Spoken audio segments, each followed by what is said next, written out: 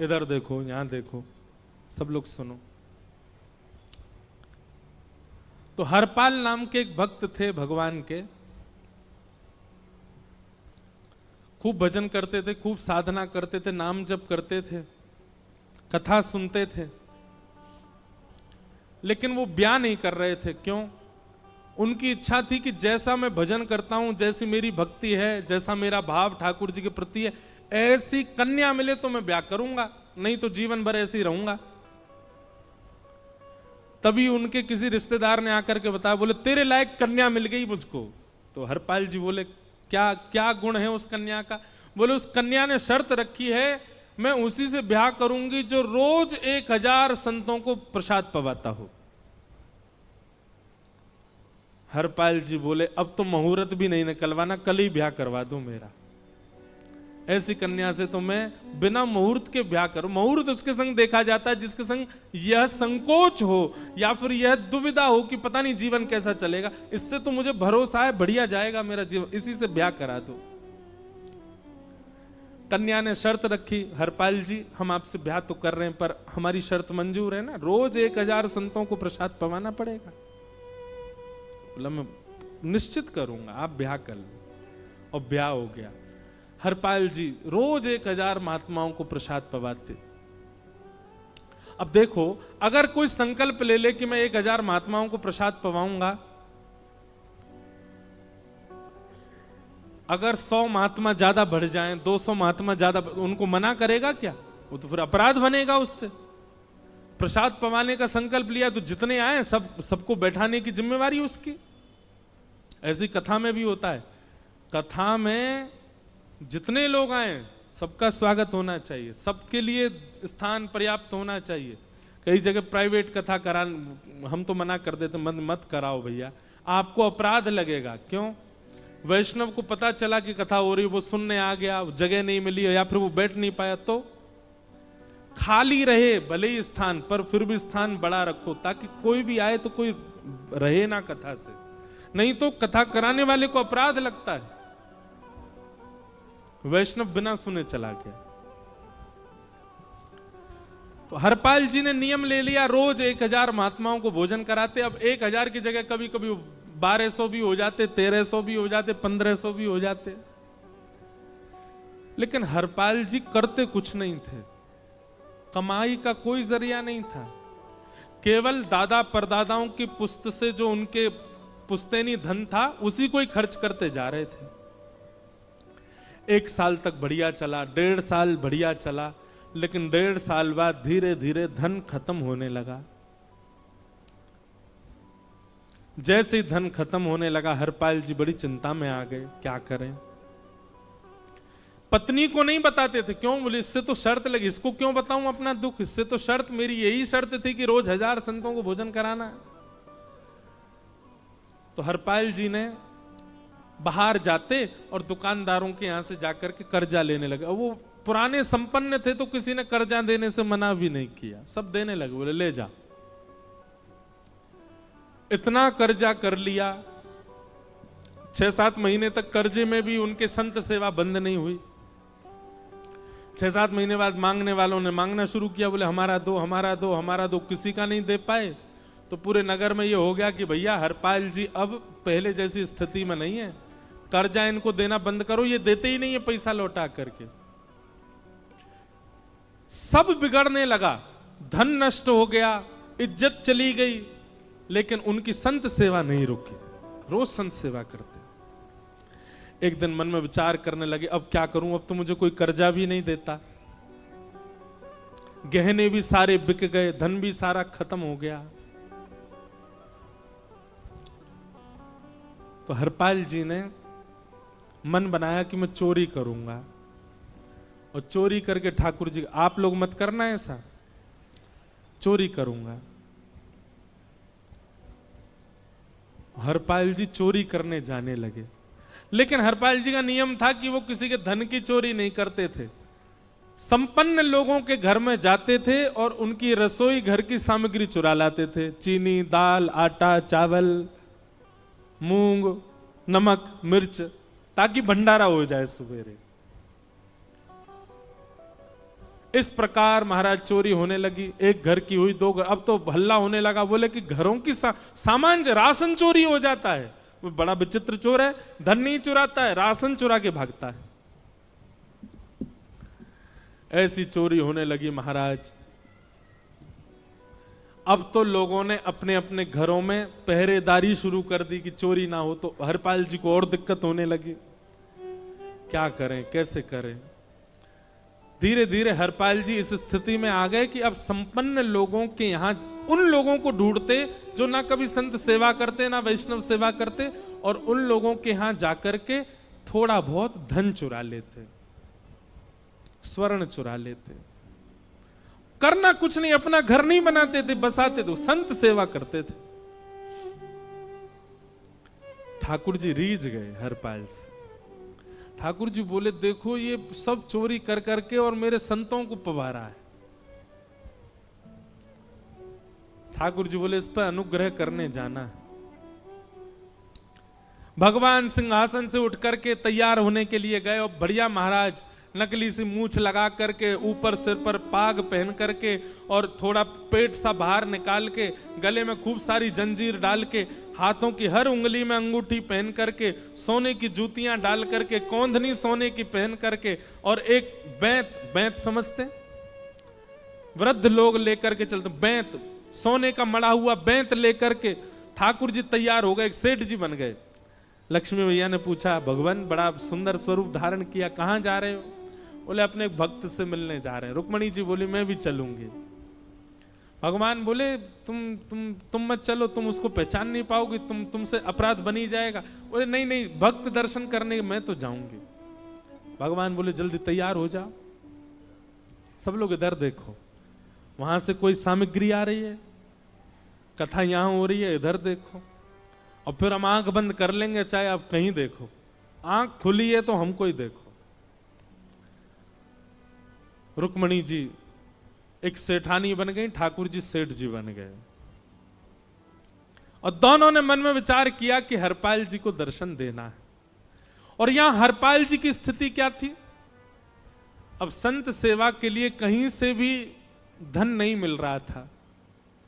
तो हरपाल जी एक मार्ग पर जाकर के बैठ गए और सोचने लगे, कोई धनवान यहां से निकलेगा तो उसको लूट लूंगा, और लूट के भाग जाऊंगा, सारा धन संत सेवा में लगा दूंगा। तभी उस मार्ग पर कोई और तो आया नहीं, ठाकुर जी सेठ बन करके आ गए। और महाराज खूब सारे गहने पहन करके, पाग बढ़िया सोने की जड़ाऊ पाग पहन करके, ऐसे वस्त्र पहन करके, और छम छम करते चलते आ रहे हैं। उन गहने ही बज रहे हैं ठाकुर जी के।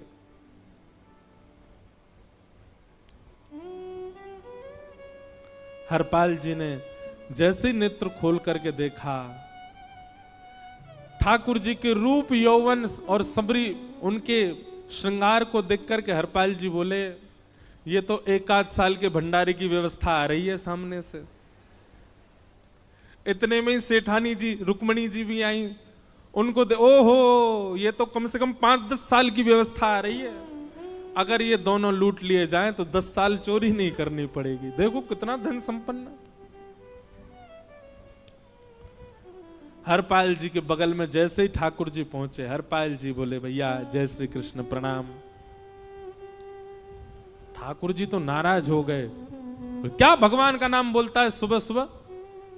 तुम सब लोग बड़े पाखंडी हो, ढोंगी हो, और हमने सुना इस गांव में एक रहता है, वो चोरी डकैती करता है, और फिर कहते हैं संत सेवा करता है। ऐसी काय बात की चोरी भैया?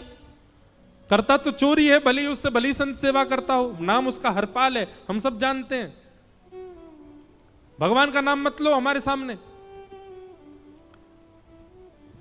हरपाल जी समझ गए, वो तो बिल्कुल भगवत विमुख है, इसकी तो एक अंगूठी भी नहीं छोड़नी मुझको, इसका तो सब लेके जाऊंगा। अगर ये बदले में जय श्री कृष्णा बोलता तो एक आध गहना छोड़ देता है इसका में, पर ये तो इतना बिखर रहा है भगवान का नाम सुन के, इसका कुछ नहीं छोड़ूंगा, सब ले जाऊंगा।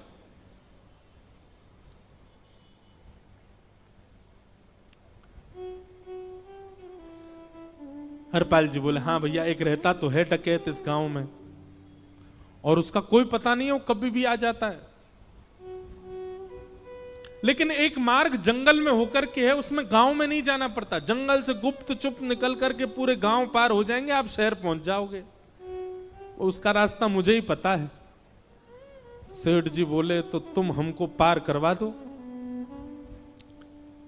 हरपाल जी बोले मैं पार तो करवा दूंगा, लेकिन भगवान मेरे घर कुछ मेहमान आए हैं, उनके भोजन आदि की व्यवस्था के लिए मैं तो बाजार आया था, मेरे पे धन नहीं है। आप यदि मुझको कुछ दे देंगे तो मैं घर पर व्यवस्था करके आऊंगा, तुरंत आपको लेकर के गांव पार करवा दूंगा। ठाकुर जी ने उसको कुछ सोने की मोहर दे दी, बोले लो तुम अपने घर की व्यवस्था कर आओ। हरपाल जी ने सामग्री खरीदी, घर पर पहले व्यवस्था करके आए। बोले आज की व्यवस्था हो जाए, क्योंकि आज तो 10 साल का सब चोरी करना समय लगेगा। पत्नी से कहा भोजन प्रसादी बनाओ, संतों को पवाओ। संत पूछेंगे मैं कहां है, तो कहना कि आप लोगों की 10 साल की व्यवस्था करने गए आज। हरपाल जी लौट करके आए और सेठ जी से कहा आइए आइए चल दीजिए मेरे साथ और हमारे संगी चलना बिल्कुल। ठाकुर जी रुक्मणी जी चलने लगे। जैसे ही विहंगम जंगल में पहुंचे, भयंकर भयावह जंगल, बीच जंगल में जैसे ही पहुंचे, हरपाल ने पीछे मुड़ करके देखा, दोनों चले आ रहे हैं। तुरंत महाराज वो तो अपने रूप में आ गया, शेर की तरह गर्जना करने लगा, अपनी लाठी धर दी सामने और अपने सिर का स्वाफा निकाल करके सामने बिछा दिया। भगवान जो सेठ जी के रूप में आया, भगवान बोले भैया ये क्या कर रहे हो? बोले मैं ही हरपाल हूं। सारे सामग्री निकालो, डाल दो यहां पे, एक चीज भी मत छोड़ना, नहीं तो तुम जानते नहीं हो तुम्हारा क्या करूंगा। ठाकुर जी तो थर थर कांपने लगे। रुक्मणी जी बोली देखो कैसा नाटक कर रहे हैं। रावण के आगे नहीं डरे थे, कुंभकर्ण के आगे नहीं डरे, हिरण्यकश्यप के आगे नहीं डरे, और वो हरपाल के आगे ऐसे कांप रहे हैं।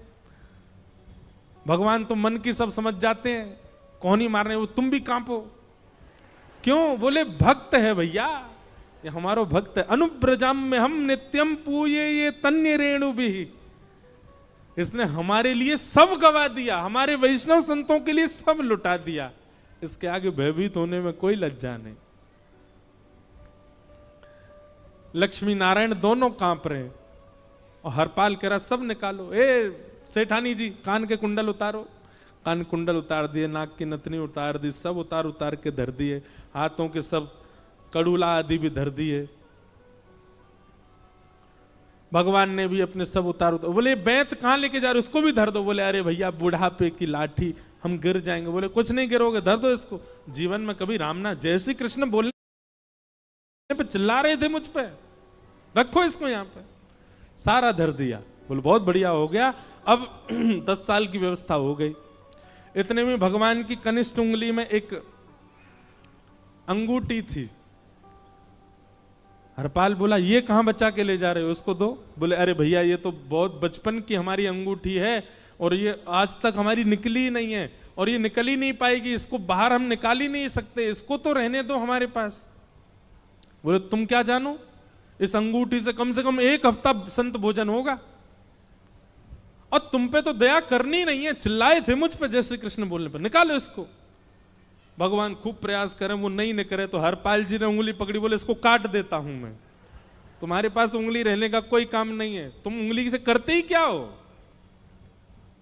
और महाराज जैसे ही उंगली पकड़ करके काटने का मन किया, वो काटने ही वाले थे, इतने में ही द्वारिकाधीश भगवान शंख चक्र गदा पद्म धारण करके प्रकट हो गए सामने।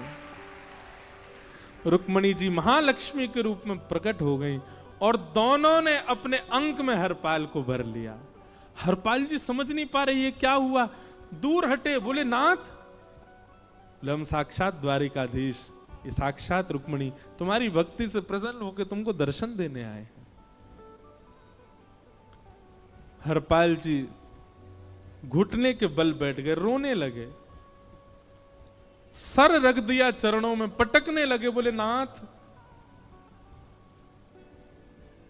मैंने अपने नाथ को लूटा, आज मैंने अपने स्वामी के साथ डकैती कर रहा था, मैं अपने स्वामी की उंगली काटने पर मजबूर हो गया था, इसका मतलब तो मैं पापी हूं। मेरा पाप इतना प्रचंड हो गया कि मैं आपके रूप को नहीं पहचान पाया। भगवान ने हृदय से लगा, नहीं हरिपाल, तुमने कभी अपने लिए प्रयोग थोड़ी किया। तुम्हारी पत्नी भूखे सो जाते हो, लेकिन संतों को भूखा नहीं जाने देते। ठीक है, उसके लिए भले ही तुमने वह गलत मार्ग अपनाया जो नहीं अपनाना चाहिए था, परंतु उसमें उद्देश्य कोई और तो नहीं था, मेरे जनों की सेवा ही तो थी, मेरे वैष्णवों की सेवा। और देखो हरपाल, एक मेरी बात सुनो, आज तुम्हारे मन में ग्लानि होती है कि तुमने दूसरों का धन हड़प करके और उससे संत भोजन कराया। वास्तव में इसका विधान शास्त्रों में यह बताया गया, जिसके धन से भोजन बना और संतों ने पाया, परोसा भले ही किसी ने भी हो, कार्यक्रम भले ही किसी ने भी कराया हो, पर धन जिसका लगता है पुण्य उसी को मिलता है।